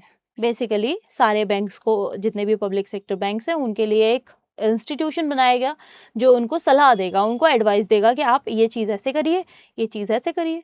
और उनके जो हेड हैं उनको भी अपॉइंट करेगा, मतलब अपॉइंट करने सजेस्ट करेगा, नॉट डायरेक्टली अपॉइंटेड, बट उनको सजेस्ट करेगा। और इसका जो चेयरमैन होते थे वो अपॉइंट किए जाते हैं by the government of India. Clear है, आगे चलते हैं। तो पहला गलत है, बी ऑप्शन इसका हो जाएगा correct. With reference to the rules imposed by the Reserve Bank of India while treating foreign banks, consider the following statement. Okay, there is no minimum capital requirement for wholly owned banking subsidiaries in India. कैसी भी हो, ठीक है, कोई भी company हो, कैसी भी हो, 5 बिलियन आपको मनी रखना पड़ेगा, आपको इतना कैपिटल आपके पास होना चाहिए। अगर आप पूरी तरीके से नए हो, पूरी तरीके से कोई फॉरेन इंस्टीट्यूशन आके हमारे यहाँ पे फॉरेन बैंक डेवलप करना चाहता है, तो 5 बिलियन उसकी नेटवर्थ होनी चाहिए, उतना अमाउंट उसको सबमिट करना चाहिए। अगर ऑलरेडी हमारे यहाँ की कोई इंडियन कंपनी, उसको इंडियन बैंक उसको अगर एज अ सब्सिडरी यूटिलाइज करना चाहती है, उस सिचुएशन में भी उसकी जो कैपिटल है वो 5 बिलियन होनी चाहिए। ये एक मार्क है, मिनिमम वाला गलत हो जाएगा। ठीक है, wholly owned banking subsidiaries in India at least 50%, no, 1/3, 50% नहीं है, ये 1/3 है। 1/3 मेंबर्स इंडियन होने चाहिए, ये इसके टर्म्स एंड कंडीशंस है। ठीक है, तो इस हिसाब से एक भी इसका सही नहीं है। आगे चलते हैं। एलबीएस, एलबीएस का मतलब होता है लीड बैंकिंग स्कीम। ठीक है, लीड बैंकिंग स्कीम, ये जो लीड बैंकिंग स्कीम है ये गाडगिल कमेटी थी। ठीक है, गाडगिल कमेटी, गाडगिल कमेटी के रिकमेंडेशन पे एलबीएस का सेटअप किया जाता है। ये एलबीएस का सेटअप इसीलिए किया गया ताकि public sector banks social development में काम कर सकें, सोशल सेक्टर में काम कर सकें या सोशल डेवलपमेंट में काम कर सकें। याद रखेंगे। आगे चलते हैं। सर्विस एरिया अप्रोच, और इसमें एलबीएस में ही सर्विस एरिया अप्रोच का प्रोविजन है। सर्विस एरिया अप्रोच, इसका मतलब क्या होता है, एक पर्टिकुलर गांव है, मान लीजिए कोई गांव है एबीसी, कोई गांव है, वहाँ पे बहुत गरीबी है, बहुत पुअर लोग रहते हैं, फाइनेंशियल इंक्लूजन तो छोड़ो, उनके पास सर्वाइवल के भी पैसे नहीं है। इस तरीके की सिचुएशन में एक सेटअप किया जाता है लीड बैंकिंग स्कीम, ठीक है? लीड बैंकिंग स्कीम, ये एक स्कीम बनाई जाती है। इसमें सर्विस एरिया अप्रोच का मतलब एक particular area, ABC area decide किया जाता है। पब्लिक सेक्टर के बैंक्स आते हैं और वहाँ पे अपनी बैंकिंग एक्टिविटीज़ चालू करते हैं। लोगों को जो है कोलैटरल फ्री लोन देते हैं, कोलैटरल फ्री लोन देते हैं, ठीक है? डेट फ्री लोन देते हैं, सॉरी इंटरेस्ट फ्री डेट देते हैं, उल्टा बोल दिया। इंटरेस्ट फ्री लोन देते हैं, इंटरेस्ट फ्री डेट देते हैं। तो इस तरीके की चीज़ें जो हैं इसमें होती हैं और ये चीज़ें इसीलिए की जाती हैं ताकि उस पर्टिकुलर एरिया का डेवलपमेंट किया जा सके। ओके, तो सर्विस एरिया अप्रोच भी किसका पार्ट है? लीड बैंक का पार्ट है। आपके दोनों कॉन्सेप्ट यहाँ से क्लियर हो गए। आगे चलते हैं। What is the purpose of setting up of small finance banks? देखो, स्मॉल नाम से ही समझ में आ रहा है, स्मॉल फाइनेंस बैंक का काम होगा छोटे मोटे लोन देना, ठीक है? छोटे मोटे लोन देने का मतलब क्या है कि ये डेबिट कार्ड जैसी सुविधा दे रहे होंगे, ये छोटा मोटा लैंडिंग एक्टिविटीज़ में पार्टिसिपेट कर रहे होंगे, बट ये क्रेडिट कार्ड नहीं देंगे, क्योंकि क्रेडिट कार्ड देखो एक लिमिट होती है, क्रेडिट कार्ड पे एक लिमिट होती है, उसके लिए कहीं ना कहीं आपको चीज़ें होल्ड करनी पड़ती हैं। तो सबसे मेन जो इनका फ्लॉ था, अभी हालांकि इस पे बात की गई थी कि इनको क्रेडिट कार्ड की फैसिलिटी दी जाए 2017 के टाइम पे, और यहाँ पे ये जो, अच्छा यहाँ पे नहीं है, वो आगे वाला क्वेश्चन है, कोई नहीं, ठीक है, इसको भी कर लेते हैं। बट ये जो आप याद रखिएगा कि small finance bank credit card नहीं देती, बाकी ये डेबिट कार्ड देती हैं, लेकिन क्रेडिट कार्ड का इनका प्रोविजंस नहीं है। तो अभी क्वेश्चन की बात करते हैं। To supply credit to small business unit, सही बात है, छोटे छोटे लोगों को, छोटे व्यावसायिक उद्यमों को ऋण उपलब्ध कराना, छोटे और सीमांत किसानों को ऋण देना, सही बात है।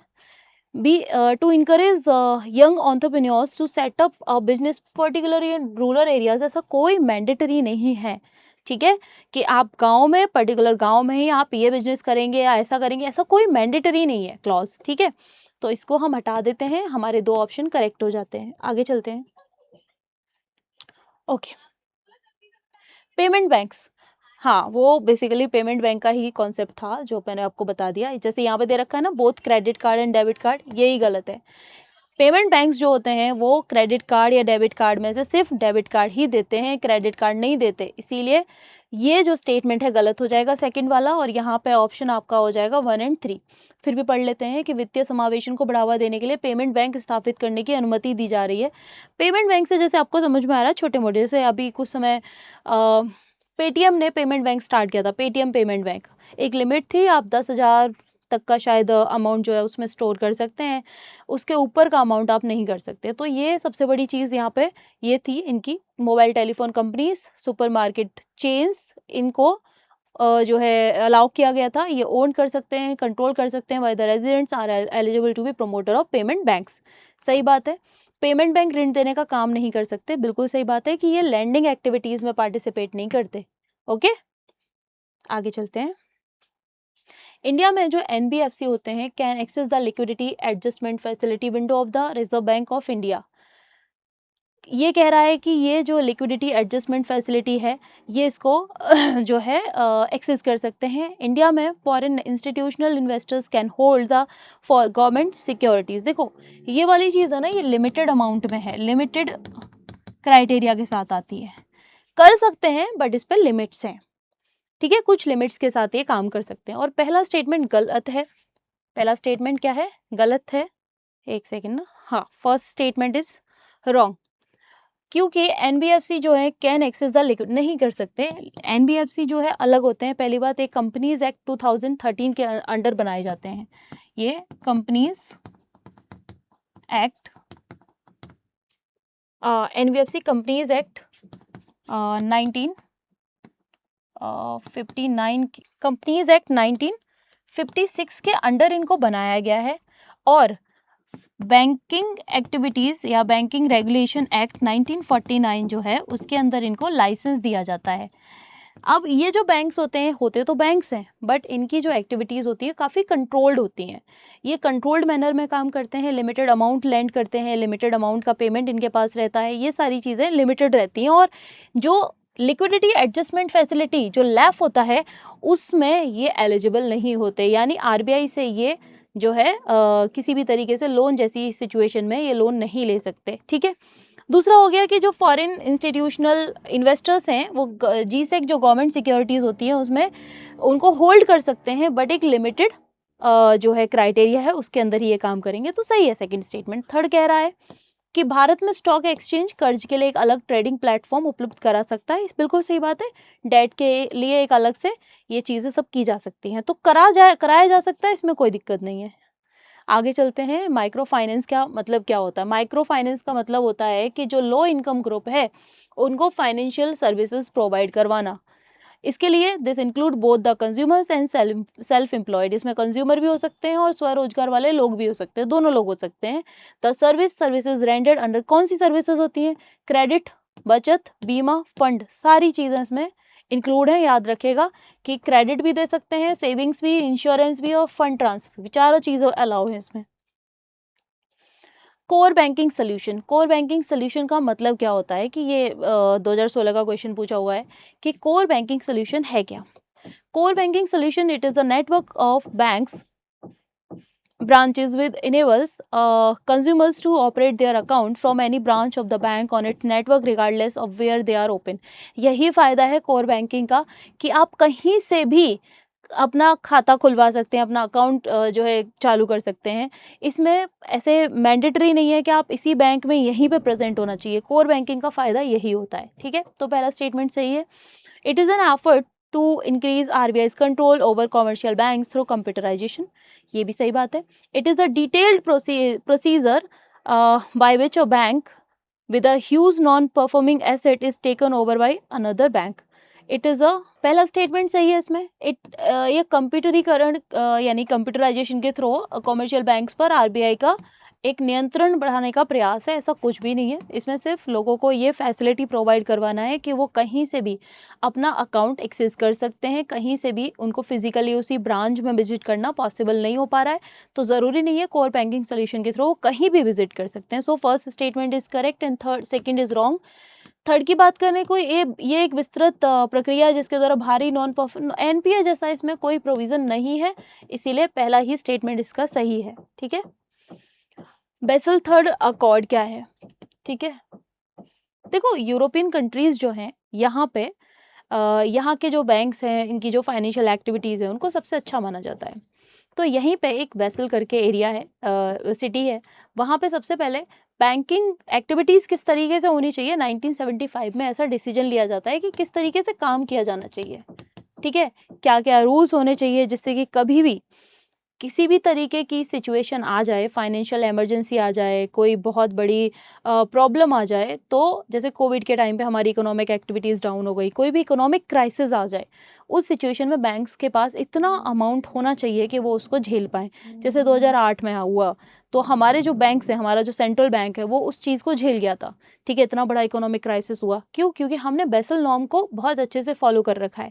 अब जैसे बेसल नॉर्म की बात करें, सबसे पहले पहला वाला आया था 1988 में, इन्होंने कुछ नॉर्म्स बनाए थे।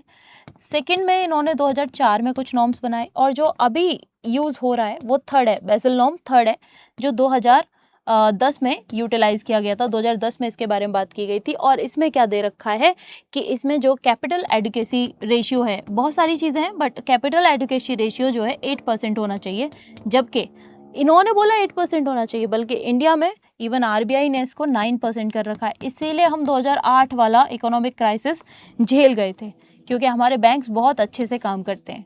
ओके, अब बात करते हैं क्वेश्चंस की। सबसे पहले कह रहा है कि develop national strategies for the conservation and sustainable use of biological diversity. गलत है, हम बात कर रहे हैं इकोनॉमिक की, वो इन्वायरमेंट पे पहुंच गया। Improve banking sector's ability to deal with financial and economic stress and improve risk। सही बात है, यही वो चीज़ है जो मैं आपको बता रही थी कि जब भी कोई फाइनेंशियल या कोई इकोनॉमिक डेट जैसी सिचुएशन आ जाए, कोई इकोनॉमिक क्राइसिस आ जाए, उस सिचुएशन में आपको कैसे निपटना है, ये हमें बताता है बेसल अकॉर्ड। ठीक है, जो कि अभी तीसरा अकॉर्ड चल रहा है, और हम तीसरे नॉर्म्स के हिसाब से काफ़ी बहुत अच्छा परफॉर्म कर रहे हैं। ठीक है, आगे चलते हैं। कैपिटल एडिक्वेसी रेशियो जो मैंने अभी पीछे बताया, ये क्या होता है, ये वह राशि होती है जिससे बैंक अपने खुद के फंड के रूप में बनाए रखते हैं, ताकि अगर खाता धारक को कोई बकाया राशि चुका ना पाता है तो बैंक को होने वाले किसी भी नुकसान की भरपाई की जा सके। सिंपल सी कहने वाली बात है कि अगर किसी ने लोन लिया है और वो लोन नहीं भरपाई कर पा रहा है तो बैंक एक अमाउंट लेके चलती है कि अगर ये लोन वापस नहीं आया तो इसकी भरपाई कैसे की जाएगी, वो अपने पास उतना अमाउंट, उतना फंड रखना पड़ता है। इसी को कैपिटल एडिक्वेसी रेशियो कहते हैं, amount that the banks have to maintain in the form of their own funds. और ये कितना है, 9%। बेसल थर्ड के अकॉर्डिंग 8% था, बट आरबीआई ने इसको कितना कर रखा है, 9% कर रखा है। Car is decided by each bank, each individual bank. अगर सब बैंक अपने अपने तरीके से करने लग गई तो मैं इतनी देर से जो 9% कह रही हूँ आरबीआई का, वो क्यों होता। ठीक है, तो सेकंड रॉन्ग है। आगे चलते हैं। Okay, 40 questions complete. तो ये बेसिकली हमारा एक पार्ट खत्म हुआ है। ठीक है, 40 क्वेश्चंस थे, हमने एक पार्ट को खत्म कर लिया है। अब एक पार्ट के अलावा हमारे नेक्स्ट आई थिंक 40 या 42 क्वेश्चंस और होंगे। अब इसमें कुछ चीज़ें हैं जो आपको खुद से करनी पड़ेंगी, जैसे कौन सा इंस्टीट्यूशन कब बना, ये आपको खुद ही देखना पड़ेगा। बाकी इंपॉर्टेंट चीज़ें हमने यहाँ पे कवर करवाई दी हैं आपको। अगर आपको सेशन पसंद आया तो लाइक, शेयर एंड कमेंट, और प्लीज़ जाके पुराने वाले वीडियोस देखिए, आपको प्लेलिस्ट में मिल जाएंगे। तो वहाँ से आपको एक आइडिया हो जाएगा कि किस तरीके से क्वेश्चंस को सॉल्व किया जाता है in the main examination time, के जब आप बैठे हो एग्जाम हॉल में और आप किसी माइंडसेट के साथ जा रहे हो, अगर आपको नहीं भी आ रहा है टर्म तो आप कैसे कर रहे हो। जैसे फॉर एग्जांपल ये वाला क्वेश्चन था,